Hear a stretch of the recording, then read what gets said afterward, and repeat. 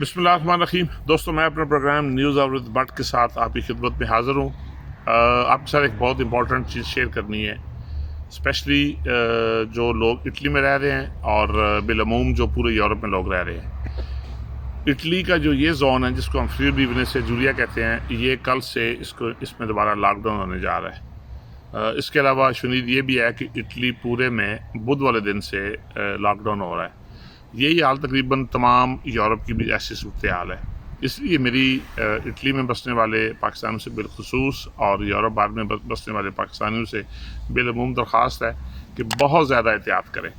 لاکھوں افراد، میں نے پوسٹ پہ لکھی ہے، لاکھوں افراد اس کا شکار ہو رہے ہیں، اور اسپیشلی جو لوگ ابھی جو انٹر ہو رہے ہیں نئے، ان کو یہ 14 دن کا یہ کوارنٹائن رکھتے ہیں۔ جو یہاں سے جا رہے ہیں ان کی بھی احتیاط تھی کہ ان کے لیے ایک سرٹیفکیٹ لازمی تھا، جو وہاں سے آ رہے ہیں ان کے لیے بھی۔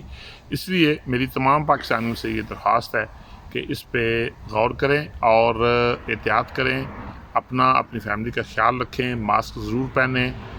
چونکہ ابھی یہ پرسوں سے ہو جائے گا، یہاں پہ ہمارے زون میں تو انہوں نے کل سے کر دیا ہوا ہے کہ مارکیٹس میں اور بارز میں اور ماسک جو ہے لازمی قرار دیا جا رہا ہے اور فائن ہوگا۔ یاد رکھیں، اس سے پہلے آپ سب کو یاد ہوگا کہ لوگوں کو ہزاروں یورو کے جرمانے کیے گئے ہیں۔ اس لیے آپ لوگوں نے بہت زیادہ احتیاط کرنی ہے، اور اس سے سب سے پہلے تو آپ کی پرسنل سیفٹی، آپ کی فیملی کی، بچوں کی، سب کی ہے۔